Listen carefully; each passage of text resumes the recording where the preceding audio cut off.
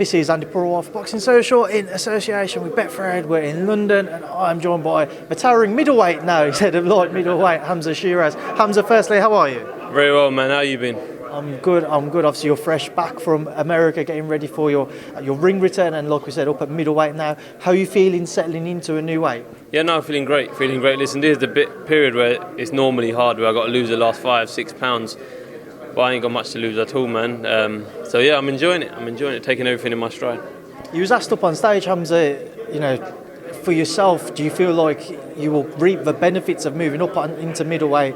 Was it a struggle for you at all to make light middleweight towards the end of your reign down there? It's been a struggle for the last year, to be fair. But I've just been doing it because I've been getting the good fights and been getting my ranking up. But there's only so much you can do before it starts affecting you performance-wise and like health-wise, do you know what I mean? And I'm only 22, so I don't really want to be killing myself. So 160 was the correct way forward.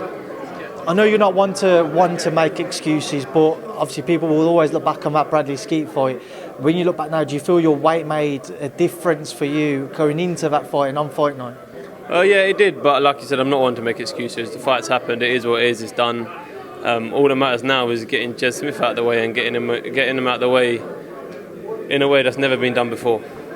Before we do come on to Jez Smith, I do want to go over. I'm sure you're probably fed up of talking about Bradley Skeete, Hamzah, but it seems like it will be something which is kind of just tagged along with your career until you reach a certain point. Does that frustrate you though? Do you feel like because it's been brought up so much, it somewhat maybe tainted your career? Do you feel like that, or do you think that's a fair observation, or do you think that's not right? I wouldn't really say tainted. It's definitely going to still be there. I reckon. Listen, if I put on a good performance Saturday, it'll be forgotten about. Do you know what I mean? So obviously it was, like you said, like they say in boxing, you're only as good as your last performance. And that's, in all fairness, hands up, fair enough. Do you know what I mean? That's why I'm looking forward to getting in the ring. Straight after that fight, I was already looking forward to the next one. I was chomping at the bit. When's the next one? The next one's here Saturday night now. So let's get it cracking.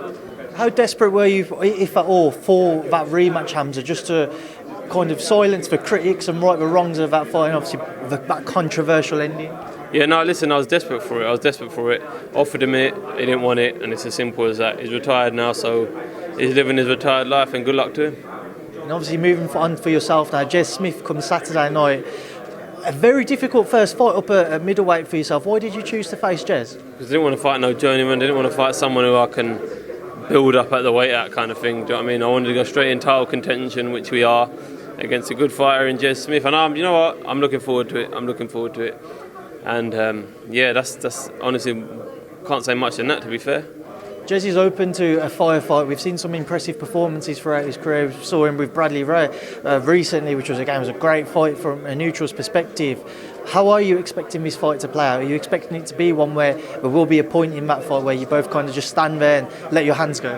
To be honest with you, I feel like I'm a level above that. I feel like I shouldn't, he is a good fighter, he's great, but that's all he ever does in his fight, stand in the middle ring, gets hit and gives as good as he gets. But I feel like to get where I want to get in this sport, I should perform levels above it. No pressure on me, but I should outclass him. Provided obviously you're successful come Saturday night, Hamzah, you mentioned you want to get straight into title contention. Who are you looking at on that front? There's no names in particular, just titles. Whoever's got them, whoever's in the way of them, put me in there with them. We're at middleweight, we're at a good weight, healthy, strong, and we're looking to take over, inshallah. I'm sure your plan will be to try and be as active as possible this year, Hamzah. So again, provided Saturday goes to plan, how busy do you expect to be? Very busy, because I want to keep building on the momentum. I'm going to be 23 soon, do you know what I mean? So the year's gone fast, it's been great, and I just want to keep building it, go out to America, get all this experience behind me, and just stay undefeated. Right, Hamzah, I'm going to leave a final word to yourself before I let you go. Have you got a message to the fans, for the audience who will tune in and watch you at Wembley Arena come Saturday night? Just a massive thank you to each and everyone who's bought tickets. I'll see you Saturday night, and I hope to put on a great show for you lot. Hamzah Sheeraz, pleasure as always, thank you. Cheers, thanks man.